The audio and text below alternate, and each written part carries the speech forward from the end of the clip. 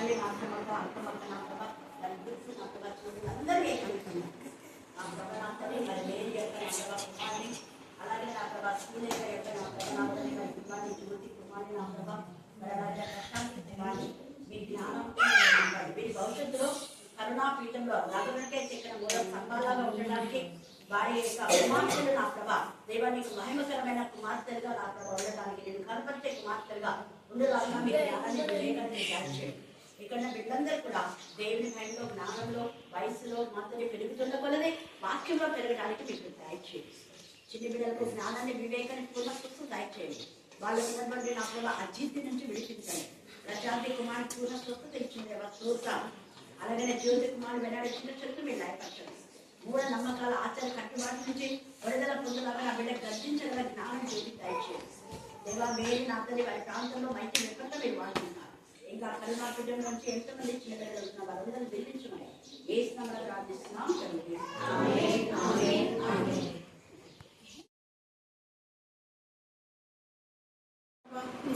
తీసుకొచ్చిన విధానం బట్టి మీకు స్తుతులు స్తోత్రం చెల్లిస్తున్నాను. ఆయన నమ్మదగిన దేవుడుగా అనుకున్నావు ప్రభా, నీకు వందనాలు. ఎంతైనా మంచి దేవుడుగా అనుకున్నందుకు నీకు వందనాలు ప్రభా. తండ్రి నాయన ప్రభా, నీ బిడ్డలతో కలిసి ప్రభా నీ సన్నిధిలో పాల్గొనడానికి మీరు నాకు ఇచ్చిన గొప్ప అవకాశమును బట్టి మీకు వందనాలు ప్రభా. మరి ఈ సమయంలో ప్రభా ఈ బిడ్డలు పాటలతో మిమ్మల్ని స్తుతించారు, అందుని బట్టి మీకు వందనాలు. అయినా ఇంకా ఈ ఆరాధన అంతట్లో మీరుండండి ప్రభా. వాక్యం చెప్పనేటటువంటి మీ బిడ్డను జ్ఞాపకం చేసుకోండి, బలపరచండి, మీ ఆత్మతో నింపి వాడుకోనండి ప్రభా. నాకు కావాల్సిన మాటలు దయచేయండి దేవా. నాయన నన్ను ఇక్కడ తీసుకొచ్చావు ప్రభా. నేను ఏదో ఒక మాట ద్వారా ప్రభా, మీ మాట ద్వారా ప్రభా అయా నింపబడాలి ప్రభా. తండ్రి మీ మాటలతో నేను నింపబడాలి ప్రభా. మీ మాటలతో నా హృదయం శుద్ధి చేయబడాలి ప్రభా. మీ వాక్యంతో నా హృదయాన్ని కడగబడాలి ప్రభా. దేవా నీ కృపను చూపించండి అయ్యా. నాకు కావలసినటువంటి మాటలు దయచేయండి. మీ జీవవాక్యముతో నన్ను నింపండి ప్రభా. మీ జీవవాక్యముతో నన్ను పోషించండి. నైనా మీ బిడ్డల్ని బలపరిచి వాడుకో ప్రభా తండ్రి. అయ్యా ఇక్కడంతా మీరుండండి, మీ ఆత్మని ఇక్కడ కుమ్మరించండి, మీ పరిశుద్ధాత్మ శక్తిని ఇక్కడ నింపమని అడుగుతున్నాను నాయన. నాయనా నీకు వందనాలు. ఇక్కడికి వచ్చిన ప్రతి బిడ్డను కూడా జ్ఞాపకం చేసుకోండి ప్రభా. ప్రతి బిడ్డతో మీరు మాట్లాడండి ప్రభా. ప్రతి బిడ్డను దర్శించమని మీ పాదాలు పట్టుకుంటున్నాను నాయన. ఇంకా రావాల్సినటువంటి బిడ్డలను తండ్రి మీరు తీసుకురండి, పరుగు పెట్టించండి నాయన ప్రభా. నీ సన్నిధికి రావాలంటే ఆసక్తి కావాలి ప్రభా. దేవ ఆసక్తితో ప్రతి ఒక్కరిని తీసుకొని రమ్మని మీ పాదాలు పట్టుకుంటున్నాను నాయన. సహాయం చేయండి. మీరు ఇచ్చిన సమయం బట్టి తనమును బట్టి మీకు స్తుతిస్తోత్రం చెల్లిస్తూ ఈ చిన్న ప్రార్థన ఆలకించండి. అతని పక్షమున జనములను జయించినప్పుడు నేను అతని చేతిని పట్టుకొని ఉన్నాను. నేను రాజుగా నడికట్లను నిలిపాను.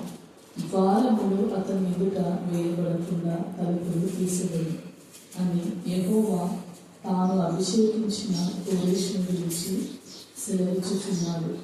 నేను నీకు ముందుగా పోవచ్చు మెచ్చగా ఉన్న స్థలములను సరాలను చేశాను.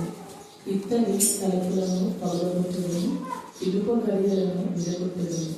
పేరు పెట్టి నేను పిలిచిన ఇశ్రాయేలు దేవుడైన యెహోవాను నేనే అని నీవు తెలుసుకున్నట్లు అంధకార స్థలములలో ఉంచబడిన నిధులను, రహస్య స్థలములలోని మరుగైన ధనమును నీకు ఇచ్చేదను. నా సేవకుడైన యాకోబు నిమిత్తము నేను ఏర్పరచుకున్న ఇశ్రాయేలు నిమిత్తము నేను నీకు పేరు పెట్టి నిన్ను పిలిచితిని. నీవు నన్ను ఎరగకుండినప్పటికీ నీకు వెలుగులిచ్చితిని. నేను యెహోవాను, మరి ఏ దేవుడును లేడు. నేను తప్ప ఏ దేవుడును లేడు.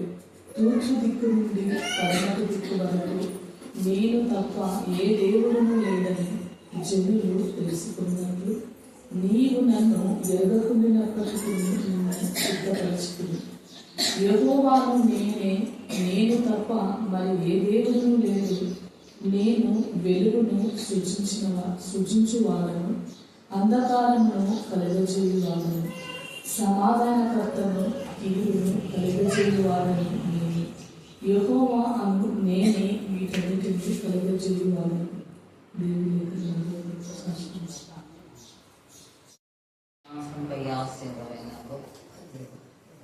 కృపగల తండ్రి, జీవముల మా నాయన జీవాధిపతి నీకే స్తుతి స్తుతి స్తుతి స్తుతి స్తోత్రం స్తోత్రం స్తోత్రం సర్వోన్నతుడా సర్వ సృష్టికర్త సర్వంతర్యామి సర్వాధికారు నీకే స్తుతి స్తోత్రం నాయన స్తోత్రం ఉన్నవాడమని వాడమైన దేవా స్తోత్రం అవునయ్య తండ్రి నీకే స్తుతి స్తోత్రం స్తోత్రం దేవ దీనజన బాంధవుడా లోకరక్షక నీకే స్తుతి స్తోత్రం అవునయ్య మేము ఈ లోకంలో నివసిస్తున్నాం. ఈ లోకం వైపు చూస్తూ నాయన ఎన్నో శోధనలో పడిపోతున్నాం. కృపలో జ్ఞాపకం చేసుకుని మమ్మల్ని లేవనికి మమ్మల్ని క్షమించి అది సరిచేయండి. చక్కగా గొప్ప దేవానికి స్తోత్రమైన స్తోత్రమైన చెప్పండి. ఈ యొక్క వాక్యం జ్ఞాపకం చేసుకుంటాం. ఏ పొరుగు వారిని ప్రేమించిన పొరుగు వారిని ప్రేమించలేక మేము ప్రతిదినము ప్రార్థనకు వస్తూ చేస్తూ ప్రార్థిస్తూ మిమ్మల్ని స్తుతి స్తోత్రములు చెల్లిస్తున్నప్పటికీ గొప్ప దేవ మేము మా పొరుగు వారిని ప్రేమించలేకపోతున్నాం. ఏదో విధమైన ఈర్ష్య, మత, ద్వేషం, అసూయ మా హృదయంలో ఉన్నటువంటి ఈ ఘోర కృత్యం రూపు మా పండుకుంటాం. ప్రతి ఒక్కొక్కరితో మేము సమాధానంగా ఉంటాం. ప్రతి ఒక్కొక్కరితో సమాధానం కలిగి స్తోత్రం తండ్రి. ఈ పగ, ఈర్ష, ద్వేషం, అసూయ వీటితో తండ్రి మీరిచ్చే దీవెనలు మేము పొందగలుగుతాం. వాటిని మనం తీసివేసుకుని సమాధానంతో జీవించవచ్చు.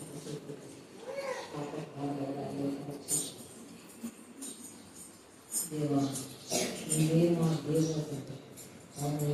మీకు తప్ప వేరే దేవుడు మాకు ఉండకూడదని మీరు నిర్ణయించారు. మేము మీ బిడ్డలం కనుక మీరు మా తండ్రి కనుక తండ్రి తండ్రి తప్ప తండ్రి కనుక నేను తప్ప వేరొక దేవుడు ఉండకూడదని మీ వాక్యం సెలవిస్తారు. గొప్ప దేవా మేము నీకంటే దేనిని ఎక్కువ ప్రేమిస్తే హల్లెలూయా హల్లెలూయా హల్లెలూయా హల్లెలూయా.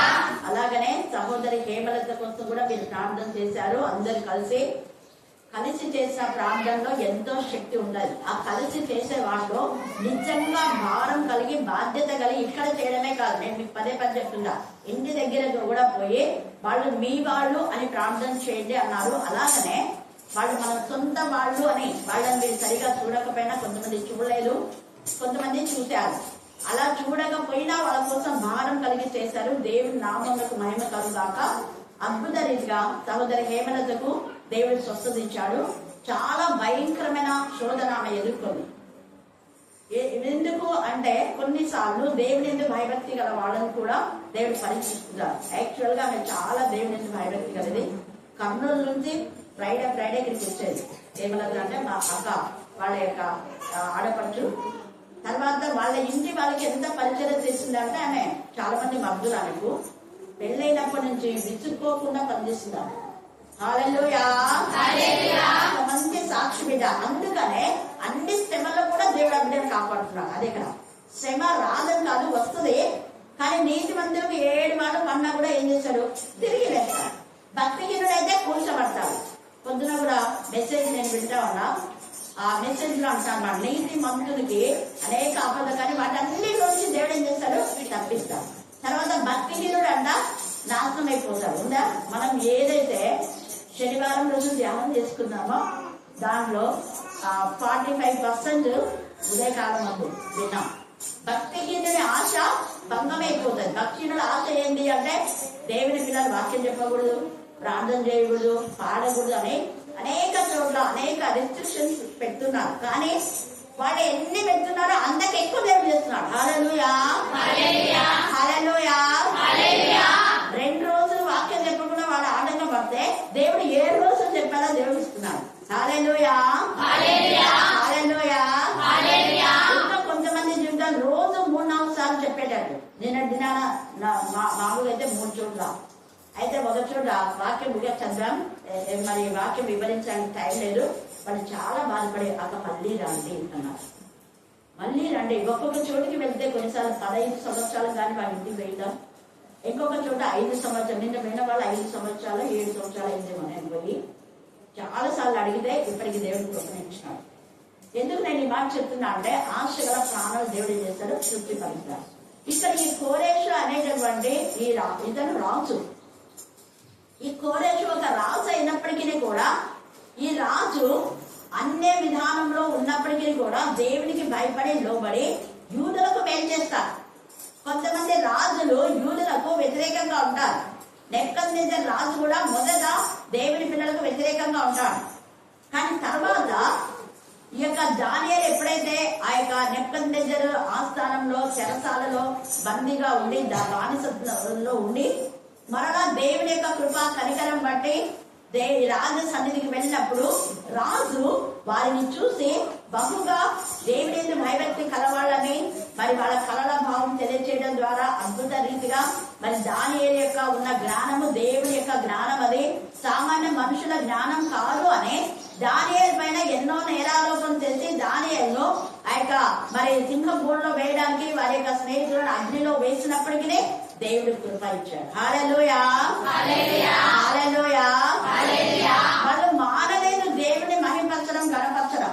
ఎన్ని శోధనలు వచ్చినా కూడా దేవుడికి ఇవ్వవలసిన ఆనర్, దేవుడికి ఇవ్వాల్సిన ఘనత, దేవుడికి ఇవ్వాల్సిన మహిమ వాళ్ళు ఇస్తూనే వెళ్ళిపోయినారు. అందుకనే వాళ్ళ జీవితంలో ఈ యొక్క మరి ఆ యొక్క బబులోను సంస్థానంలో అనేక మంది శకునగారులు, జ్ఞానవంతులు ఉన్నా కూడా వారి కంటే ఉన్నత స్థాయిలో తండ్రి అయిన దేవుడి చేత అభిషేకం పొందిన దానియేలును దేవుడు ఇచ్చాడు. హల్లెలూయా, హల్లెలూయా. ఇక్కడ కూడా ఈ కోరేషు దేవుని భయభక్తి గల బిడ్డలకు సహాయం చేస్తాడు కాబట్టి దేవుని అభిషేకం ఈయనకున్నాడ. చూడండి, ఒక అన్యుడైనా కూడా దేవుని యొక్క పిల్లలు మందిరాన్ని కడుతున్నారు అంటే వాళ్ళకి ఎంతో సహాయం చేస్తారు కోరేష్. ఈ యొక్క కోరేష్ గురించి చాలా చోట్ల రాయబడింది.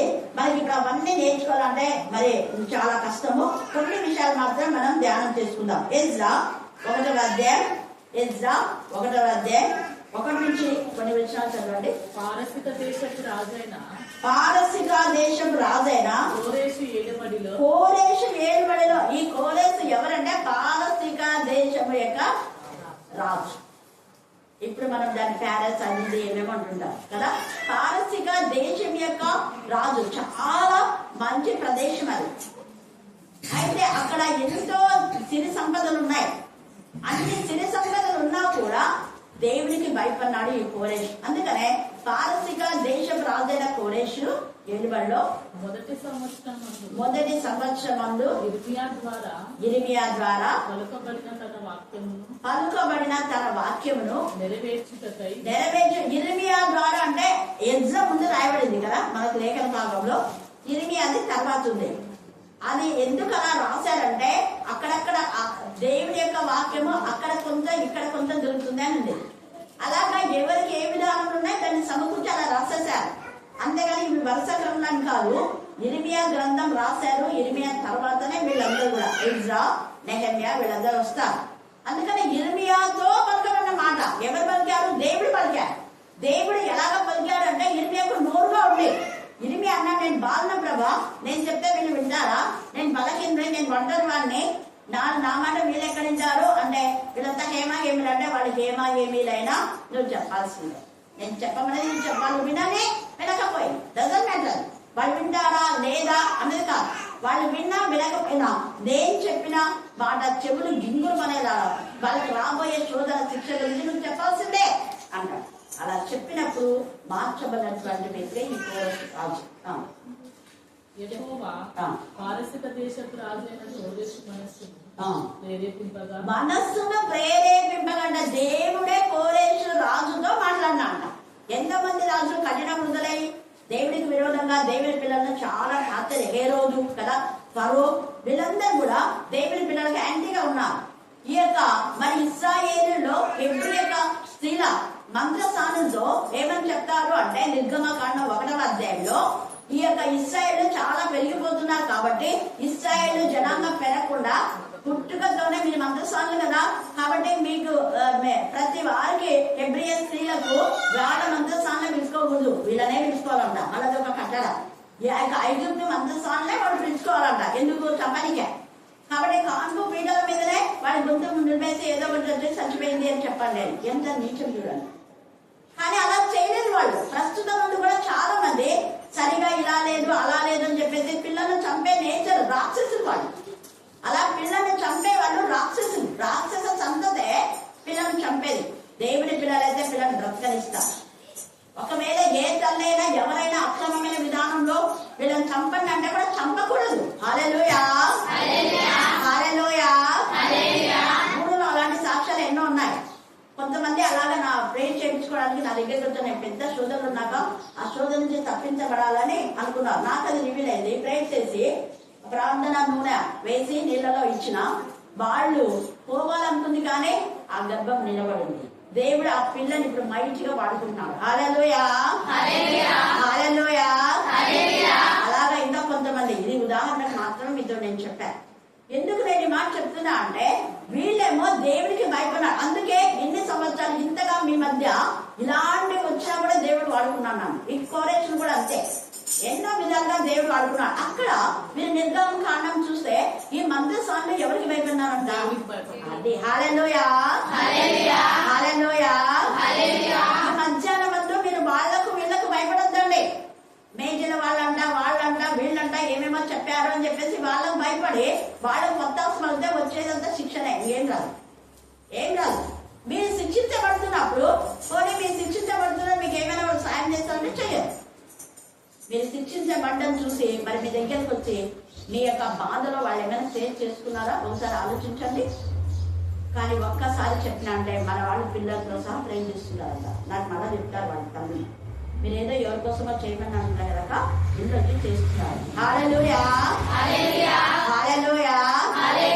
ఈ మంత్రస్వాములు దేవుడికి భయపడ్డారు. దేవుడికి భయపడి ఆ యొక్క ఇశ్రాయేలు యొక్క జనాంగమును హెబ్రీ యొక్క స్త్రీల యొక్క పిల్లల సంతతిని వాళ్ళు అభివృద్ధి చేశారు.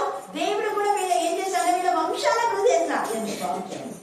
ఎంత కృపగల తండ్రి. అందుకనే నువ్వు ఏ కొలత కొలుస్తావు అదే కొలత నీకేమైతుంది? కొడబడుతుంది. వేరే పిల్లలకు నువ్వు హాని చేస్తే నీ పిల్లలకు హాని వస్తుంది. అది వాక్యంలో ఉంది. ఏ కొలత కొలుస్తావా అది కొలిచిన కొలత ప్రకారం దానికి ఇవ్వుడి అని ఇక్కడ 18 ప్రకటనలో రాయబడింది. అది తను బాగా రాణిగా ఉంటాను ఏం పర్వాలేదు అని అనుకుంటుంది. ఒక్క దినంలోనే దానికి భయంకరమైన ఉగ్రత అనేది వాక్యం. అది కొలిచిన దాని కొలత ప్రకారమే దానికి చేయండి అని రాయబడింది. అంటే వాళ్ళ పాపమే వాళ్ళని ఏం చేస్తుంది? పట్టుకుంది. ఇక్కడ ఈ యొక్క హెబ్రీ యొక్క మంత్రస్వాములు హెబ్రీ స్త్రీలకు మేలు చేశారు. ఎందుకంటే మీరు మా ప్రాంతంలో ఉన్నారు ఐగుప్తులో, మీరు కూడా హెబ్రీలు లాగానే, మేము కూడా మీకు హెబ్రీలు లాగానే అనుకున్నాం. మేము దేవునికి లోబడ్డాలంటే మన హెబ్రీ స్త్రీలు అయిపోయినా.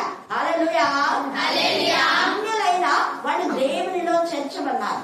ఈ యొక్క సమయం నుండి కూడా అనేక మంది అన్యులు కరుణాపీఠంలోకి వస్తున్నారు. వాళ్ళు అన్యులుగా లేరు. ఇప్పుడు క్రీస్తు రోషం గల దేవుని బిడ్డలు. అందుకే పవన్ వీళ్ళంతా వాక్యం చెప్పినప్పుడు అన్యులలో దేవుని గణపరచాలి. అనేక మంది అన్యుల ప్రభు దగ్గర నడిపిస్తున్నారు. వాళ్ళు పొలంలో ఉన్నా కూడా, పొలంలో ఉద్యోగంలో ఎక్కడున్నా కూడా దేవుని గణపరచడం మానటం లేదు. అది ఈ కోరేషు కూడా అదే విధానంలో దేవుడు ఆశీర్వదించాడు. ఇక్కడ అన్యులైనటువంటి ఈ యొక్క మంత్రస్వాములు దేవునికి భయపడ్డారు కాబట్టి పిల్లలు చచ్చిపోకుండా వాళ్ళు కాపాడారు కాబట్టి వాళ్ళ వంశం అభివృద్ధి చెందింది. భక్తిహీనుల వంశం ఏమైపోతుందా? నిర్మూలమవుతుంది. వినారా ఉదయం? హల్లెలూయా, హల్లెలూయా. భక్తిహీనుడు అప్పు చేసి తీర్చకపోను అంటే సరైన టైంలో ఇస్తామన్నప్పుడు ఇస్తారు వాళ్ళు. అంతకంటే ముందు ఇచ్చిన వాళ్ళు దేవుని పిల్లలు. ఆ ఇస్తామన్న సమయంలో ఇవ్వకపోవడమే అది వాళ్ళకి నాశనానికి. అదే భక్తిహీనులు అనే మాట అర్థం. ఇంకా కొంతమంది ఏ దేవుడికి విరోధమైన విధానంలో ప్రవర్తిస్తున్నారు. కానీ ఈ యొక్క కోరేషు, ఈ యొక్క తర్వాత హెబ్రీ యొక్క స్త్రీలకు సహాయం చేసిన మంత్రసారుడు దేవునికి భయపడినాడు కాబట్టి వాళ్ళకి ఆశీర్వాదం. ఈ కోరేషు కూడా దేవునికి భయపడినాడు. నెబుకద్నెజరు కూడా అన్యుడైన తర్వాత దేవునికి భయపడినాడు కాబట్టి దేవుడు నెబుకద్నెజరు రాజును ఆశీర్వదించాడు. హల్లెలూయా, హల్లెలూయా. సిద్కియా ఆయన పైకి యుద్ధానికి వెళ్ళాలనుకుంటే దేవుడు సిద్కియాని పంపించాడు. చూసారా, సిద్ధియనే గద్దించాడు కానీ నెబుకద్నెజర్ రాజుకు సహాయం చేశాడు. నెబుకద్నెజర్ రాజు దేవుడికి భయపడుతున్నాడు, దేవుని పిల్లలకు ఆయన సహాయం చేశాడు కాబట్టి ఆయన పైకి పోవద్దని ఇర్మియా చెప్తాడు. ఇర్మియా మాటలు కాదు, అందుకని ఎజ్రాలో కూడా ఇర్మియా మాటలే చెప్తున్నాడు. అక్కడ ఇర్మియా చెప్పినా కూడా వాళ్ళు వెళ్ళలేదు. చదువమ్మా ఎజ్రా 1 మిగతా వచ్చిన. అతడు తన రాజ్యం అందంతటా చూడండి, రాజ్యం అంతా చాటింపు చేశాడ. మనం చేస్తున్నామా? ఇదిగో పలానా వాళ్ళు మన ప్రాంతం వచ్చారు, వాళ్ళ పరదేశులు, వాళ్ళకి మనం సహాయం చేయాలంటామా? మనము వాళ్ళు వేరే ఊరు వాళ్ళు అంట, వాళ్ళు ఉండూరోళ్ళు కాదంట, ఉండూరోళ్ళకి ఉండూరోళ్ళే చేసుకోవాలంట సాయం. ఉందా ఇక్కడ వాక్యంలో? ఎంత చక్కగా చూడండి, అక్కడ చెప్తున్నాడు, చాటిస్తున్నాడు, వీళ్ళకు మీరు సహాయం చేయండి అని. దేశం అంతటా వాళ్ళకి ఎన్ని సంస్థలు ఉన్నాయో వాళ్ళందరికీ తాకీదు రాసి పంపిస్తున్నాడు. తర్వాత వ్రాత మూలంగా ప్రకటన చేయించను. పారసిక దేశపు రాజైన కోరేషు ఆజ్ఞాపించినదేమనగా, చూడండి ఏమంటే ఎంత మంచి సాక్షి. ఆకాశమందరి దేవుడైన యెహోవా లోకమందున్న సకల జనములను నా వశము చేసి యూదా దేశమందున్న యెరూషలేములో తనకు మందిరం కట్టించుమని నాకు ఆజ్ఞ ఇచ్చినాడు. దేవుడు చెప్పాడంట కోరేషు, ఇదిగో వీళ్ళు దేవుని పిల్లలు, వాళ్ళకి ఏమి హాని చెయ్యొద్దు, జాగ్రత్త. లాభంతో కూడా చెప్పాడు కదా. యాకోబు ఎవరనుకున్నావు? ప్రతిష్ఠించిన జనాంగం, ఏర్పరచబడిన జనాంగం. నేను ఏర్పాటు చేసుకున్నాను యాకోబుని. యాకోబుతో నువ్వు మంచి మాట్లాడుతూ చెడ్డ మాట్లాడదు, అసలు మౌనంగా ఉండు, దొంగ మూసుకో. శనివారం అవుతాను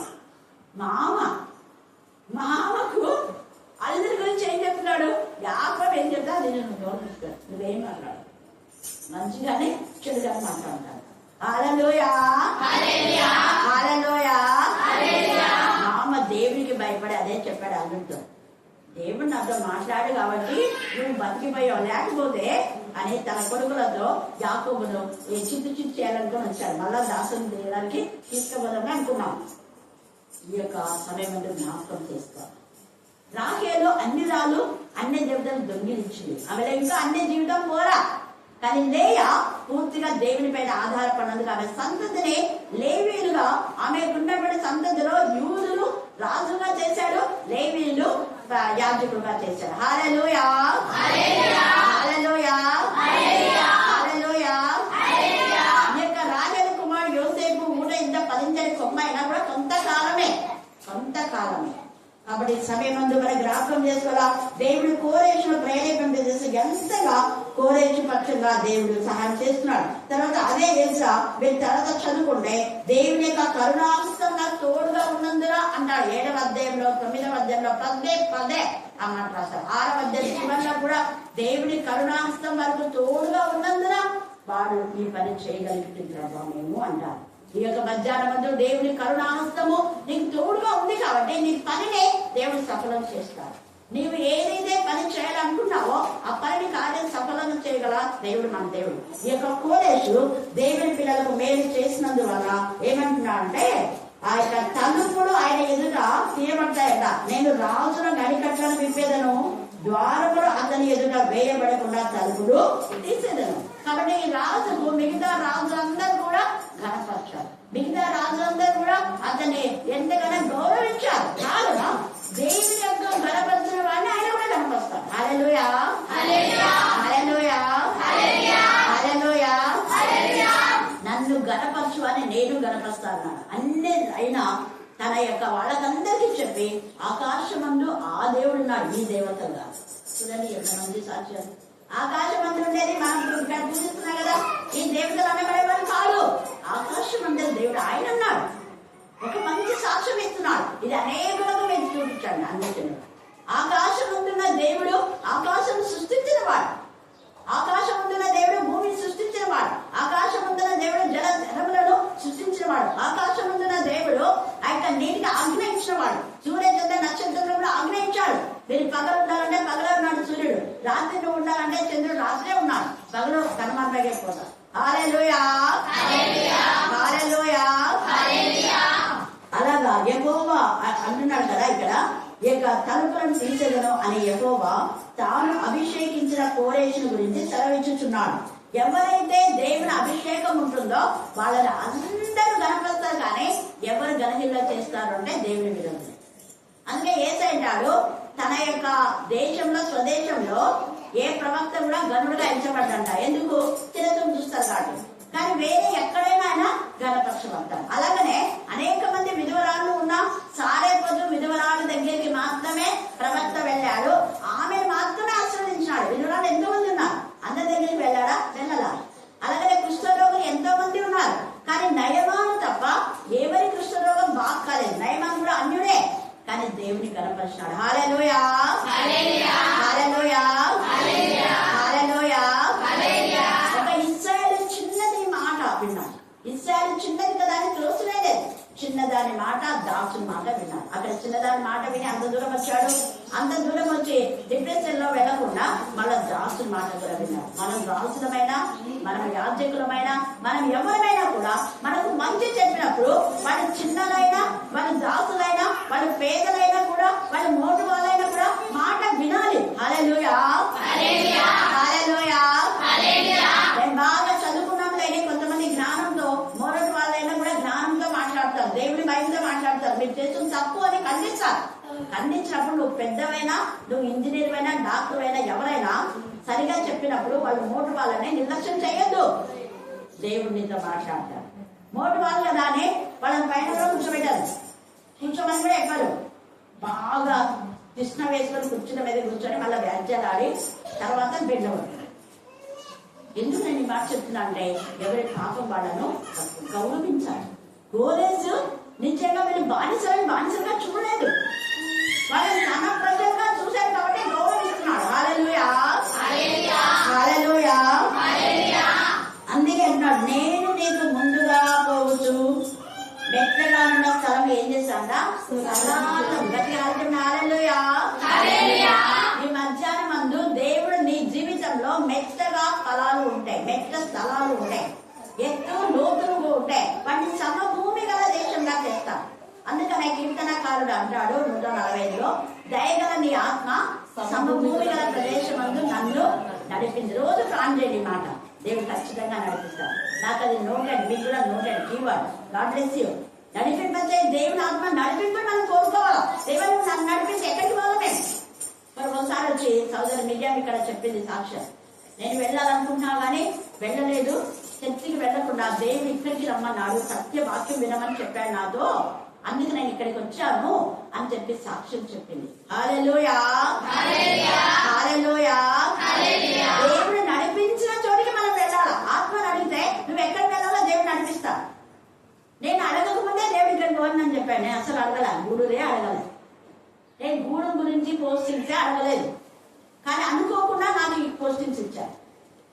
దేవుడి లాగా అది దేవుడి యొక్క కృప.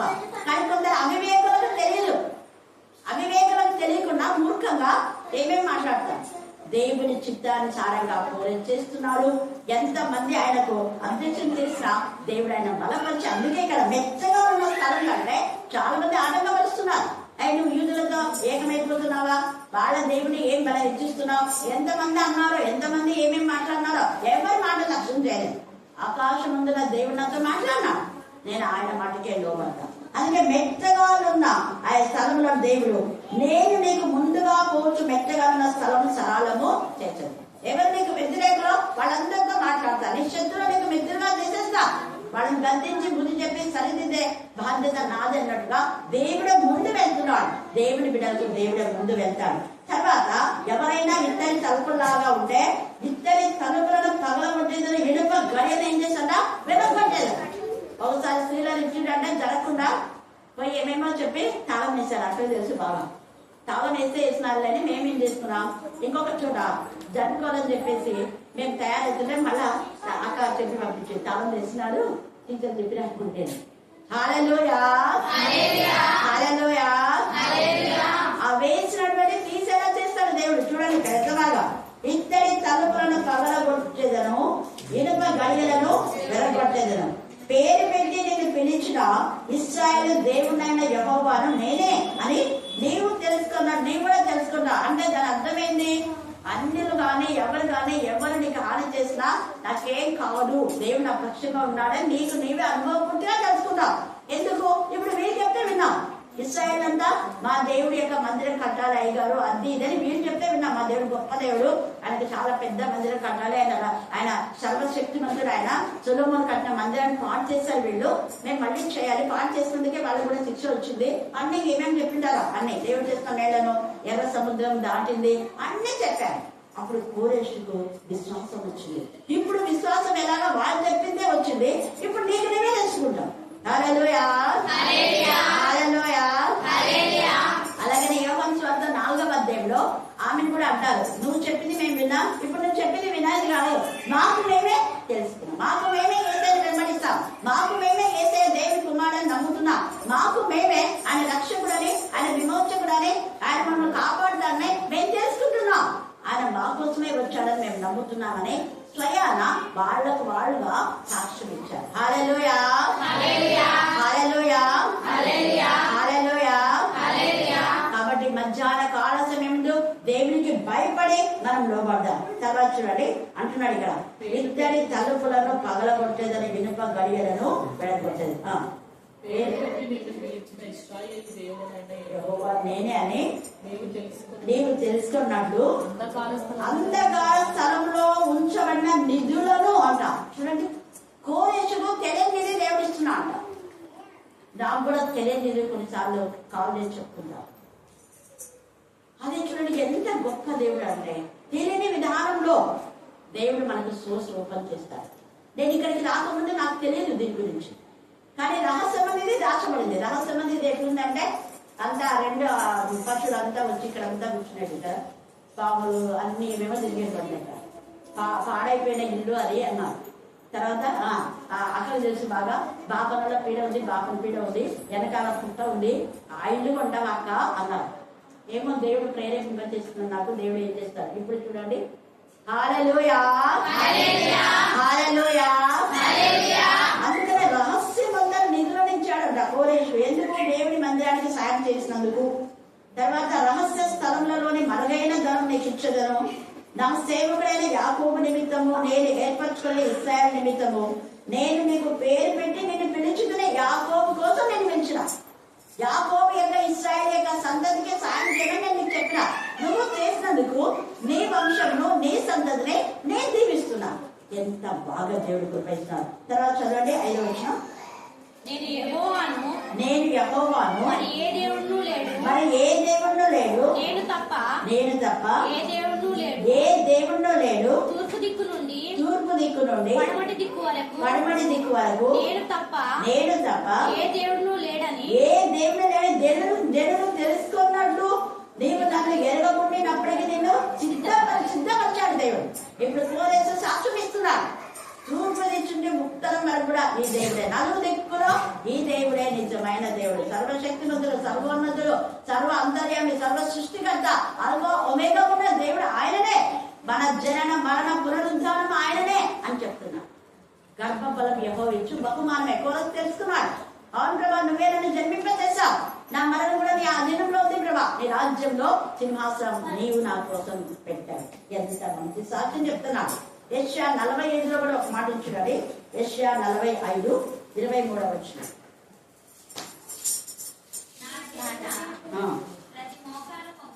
చూడండి, ఆయన నామున్న ప్రతి మోకాలు వంగులనియు ప్రతి నాలుకయు నా తోడని ప్రమాణం చేయననియు. చూడండి, దేవుడు ఆయన పేట ప్రమాణం చేసి చెప్తున్నాడు. ఏమని? ఖచ్చితంగా ప్రతి ఒక్కరు నా నామపేట వస్తారు, మోకాళ్ళు ఉంటారు. అది బాగా పవన్ అక్కమ్మకు అర్థమైపోయింది. అందుకే మోకాళ్ళు ఆయన పాట ప్రాణం అందుకే ఇది అందరూ కూడా దేవతలు అనబడే వాళ్ళు కూడా అక్కడ మోకాళ్ళు ఉంటారు. ఎంతమంది దేవతలు అనబడుతున్నా అందరూ కూడా దేవునికి మొక్కి నమస్కారం చేస్తారు. ప్రతి మోకాలు మానవ జాతి, వాళ్ళు ఏ జాతైనా ఏ తెగైనా ఏ మతమైనా ఏ దేశమైనా, నల్లవాళ్ళు తెల్లవాళ్ళు, చదువుకున్నారు, మూడు వాళ్ళు, పేదవాళ్ళు, ధనికులు అందరూ ఆయన ముందు మోకాళ్ళు ఉండవలసిందే. ప్రతి మోకాలు ఆయన తర్వాత ప్రతి నాలుగు ఆయన ఏం చేయాలంట? స్తుతించాలి. ఎంత తేనగా ఇస్తున్నాడు. తర్వాత ఇంకా ఇదంతా మీరు చదువుకోండి. అంధకారము ఆయన నేను వెలుగును సృజించేవాడిని, అంధకారం కూడా కలగ చేయబడను, సమాధానకర్తను కీడు కలగ చేయబడను, నేనే జనుల సృష్టించే నాశనం చేస్తే నాశన బుద్ధులు కూడా నేనే సృష్టిస్తాను. వాడే నిన్ను వచ్చి శోధించి మీకు నాశనం చేయకుండా ఉండాలంటే దీన్ని దేవుడికి భయపడాలి. నాశన బుద్ధుడు ఉన్నాడు, వాడు సంచారం చేస్తున్నాడు, ఎవరినెవరి నాశనం చేస్తారా, ఎవరి గొప్ప కొనేది చేయాలని. కానీ మీరు దేవుడి వాక్యానికి లోబడితే మీ కుటుంబాలు ఆశ్రయించబడతాయి. నీతిమంతుని ఇల్లు గొప్ప ధననిధి. అందరూ చెప్పండి, నీతిమంతుని ఇల్లు గొప్ప ధననిధి. నీతిమంతుని ఇల్లు గొప్ప ధననిధి. ధననిధి అంటే బంగారం, ఐశ్వర్యం కాదు, అవి కూడా ఉన్నాయి. ఇన్ ద సేమ్ వే నీతిమంతుని దగ్గర వాక్యమైన ఐశ్వర్యం ఉంటది. అది ఎక్కడికి చెదిరిపోయే ఐశ్వర్యం. అది విహాపరములలో తీర్చబడే ఐశ్వర్యం, దాచబడే ధనమది. ఎవరు దొంగలు అవి దొంగిలించరు, చిమ్మెగా కొట్టనటువంటి ఐశ్వర్యం. అందుకే నీతిమంతుని ఇల్లు గొప్ప ధననిధి. అంటే మన హృదయం అనే ఇల్లు మనమే అయిన ఇల్లు, మన హృదయమే ఆయనకి మందిరం.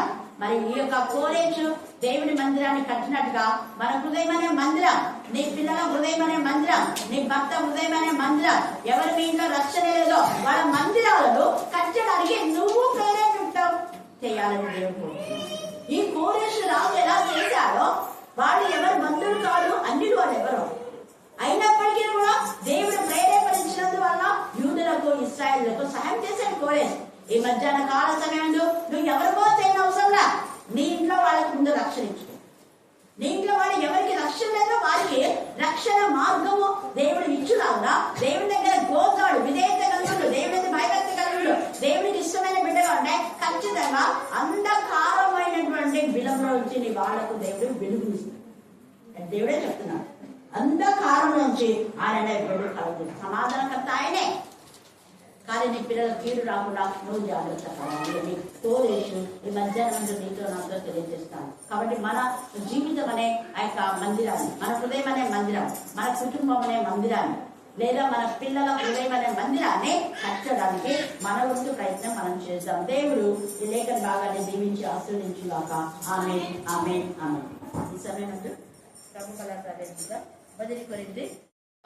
మొదటి రోజు మొదటి ఎగ్జామ్ బాగా జరిగింది. కానీ పేపర్ టఫ్ రావడంతో నేను నెక్స్ట్ డే ప్రేయర్కి వచ్చేటప్పుడు టీచర్ రాలేదు, స్టమక్ పెయిన్ అని చెప్పి పంపించినాను. కానీ నాకు లేదు.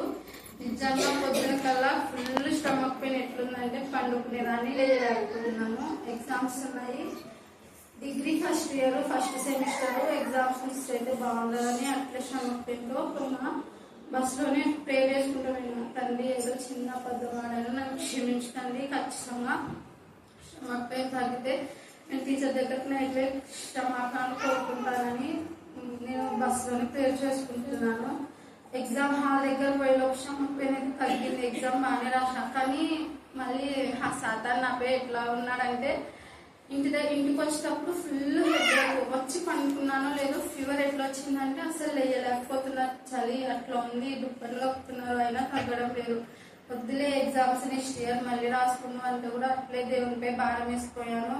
అసలు ఎగ్జామ్ హాల్లో ఒక 3 hours ఎగ్జామ్ అయితే 1 hour ఎగ్జామ్ రాసి 2 hours పండుకునే స్థితిలో ఉన్నాను. ఎగ్జామ్స్ ఏమీ బాగాలేదు. ఎగ్జామ్స్ ఎట్లో కంప్లీట్ అయిపోయినాయి, రిజల్ట్స్ కూడా వచ్చినాయి. ఇంకా నాకు తెలుసు పోతాయి, ఇంకా ఎన్ని సబ్జెక్టులు పోతాయో తెలియదు, కానీ పోవడం అయితే కన్ఫర్మ్ అని ఇంకా సెల్ రిజల్ట్స్ కోసం సెల్ చేతిలో పట్టుకొని ఉన్నాను. అప్పుడు వెంటనే వాట్సాప్లో ఒక మెసేజ్, మీరు భయపడకుడి, జడియకుడి, దురత్వం వహించి ధైర్యంగా ఉండి యెహోషువ 10:25 వాక్యం. ఈ వాక్యం వినంగానే హృదయంలో ఎంత ఆనందం వచ్చిందంటే దేవుడు నాకు తోడున్నాడు, నా తప్పుని క్షమించాడు అని ఆనందంతో. అందరు రిజల్ట్స్ వచ్చినాయి, కానీ బిఏ హిస్టరీ వాళ్ళకి మాత్రం ఇంకా ఆన్లైన్లో ఎక్కుతున్నాయమ్మా, మీవి లేట్ అవుతుంది, రేపు వస్తాయని చెప్తున్నారు. మేడం కాల్ చేసింటే మేడం సార్ వాళ్ళకి కాల్ చేసి లింక్ పెట్టి మాకు పెట్టినారు. కానీ ఇంకెవ్వరికి ఓపెన్ కావడం లేదు. ఒక్క పాపకి లింక్ ఓపెన్ అయింది, ఆ పాప రిజల్ట్స్ అందరు చూస్తుంది. నేను పెట్టిన మా ఆధార్ కార్డ్ నెంబర్ అన్ని పెట్టింటే అందరికి ఇంట్లో కన్ఫర్మ్ ఇంట్లో పోతాయి, ఇంకా వదిలేసే నెక్స్ట్ ఇయర్ రాసుకుందిలే అని. కానీ ఆ పాప ఫోన్ చేసి చెప్పింది అన్ని సబ్జెక్ట్ పాస్ అయినామని. వాది దేవుని కొందనాలు చెప్పించుకుంటున్నాను. Thank you. పది బిడ్డని జ్ఞాపకం చేసుకొని మా అమ్మ పొందుకోతానికి నీకు స్తోత్రాలు, వందనాలు అయా. మా పని పాటలను తోడుగా ఉండేందుకు కూడా నీకు స్తుతి స్తోత్రములు చెల్లిస్తున్నాం. అదేలాగా నా ప్రభా సరస్వతి నమ్మని జ్ఞాపకం చేసుకోతానికి నీకు స్తోత్రములు. అయా మరి ప్రభా నా తండ్రి ఇంకా నా ప్రభా నా తండ్రి అక్క చాలా మంది పిల్లల పేర్లు చెప్పింది నాయన నీకు స్తోత్రములు. లక్ష్మీని బట్టి మరి నీకు స్తుతి స్తోత్రములు చెల్లిస్తున్నాం నాయన. నీకు వందనాలు స్తోత్రాలు చెల్లిస్తున్నాం. అందులో మరి నాయన అక్క దగ్గర చాలా మంది నాయన నువ్వు పంపిస్తున్న విధానాన్ని బట్టి మరి నీకు స్తోత్రములు తండ్రి. వారు మన ప్రభా నా తండ్రి ఇటు అటు నా తండ్రి నాయన మన ప్రభా ఎల్లప్పుడూ నా ప్రభా నీకు పాద ఇచ్చేసి ఈ లోక నా తండ్రి బొమ్మలవి మూర్ఖమని తెలుసుకునే భాగ్యం దయచేసి మహిమ పొందుకో. అవి కాళ్ళుండి నడవలేవు, మరి కళ్ళుండి చూడలేవు తండ్రి నీకు స్తోత్రములు. మనుషులు కళ్ళుండి కూడా నా తండ్రి భూమిని సృష్టిస్తూ మరి ప్రభా సృష్టిని ప్రేమిస్తున్నారు తండ్రి. నేను ప్రేమించలేక వెనకబడుతున్నారు. అయా నీకు వందనాలు స్తుతులు స్తోత్రములు చెల్లిస్తున్నాం. నువ్వు మాట్లాడి మహిమ పొందుకుంటున్న విధానాన్ని బట్టి నీకు స్తోత్రములు చెల్లిస్తున్నాం. అదేలాగా నా ప్రభా నా తండ్రి మరి నాయన నా చిన్న జ్ఞాపకం చేసుకొని మహిమ పొందుకో. అయా చిట్టిని జ్ఞాపకం చేసుకోదండి. గర్భఫలం పోయించే బహుమానం అంటే తండ్రి నువ్వు ఇచ్చినట్టు కూడా నీకు వందనాలు స్తుతులు స్తోత్రములు చెల్లిస్తున్నాం. అయా నీకే స్తుతి స్తోత్రములు చెల్లిస్తున్నాం. అదేలాగా మరి ప్రభా చిన్నాలను బట్టి పెద్దలను బట్టి పెద్ద బిడ్డను బట్టి నీకు స్తోత్రములు చెల్లిస్తున్నాం. మాకు ఇచ్చిన పిల్లల్ని జ్ఞాపకం చేస్తున్నాం. మనల్ని జ్ఞాపకం చేసుకోవాలి. చక్కని చదువులో నాయన నడిపిస్తున్న విధానం బట్టి మనకి కోట్లాది వందనాలు స్తోత్రములు చెల్లిస్తున్నాం. అదేలాగా నా తండ్రి వేరొకరిని జ్ఞాపకం చేసుకోండి. వృద్ధాపదశలో ఉంటుందయ్యా అక్కడికి ఇంకా ఆరోగ్యం బలం మీద వచ్చేసి మేము పొందుతాం. మా నాయన మా కొండ మా కోట ఉన్న ఆశ్రయ దుర్గమా నువ్వే నీకు స్తోత్రాలు చెల్లిస్తున్నాం. అయ్యా నువ్వు మాతో మాట్లాడి మహిమ పొందుకో. మా బృందాన్నంతా జ్ఞాపకం చేసుకుని మహిమ పొందుకో తండ్రి నీకు స్తోత్రాలు చెల్లిస్తున్నాం. అక్క నా ప్రభా నా తండ్రి వారికి ప్రార్థిస్తుండగా నాయన ప్రతి పల్లె ప్రార్థనలు వెళ్తుండగా నా తండ్రి నువ్వు నీ మహిమ పొందుతాయా నీకు స్తోత్రములు. ఆయన ఆవశ్యకాలను పొగిడించి మహిమ పొందుకో.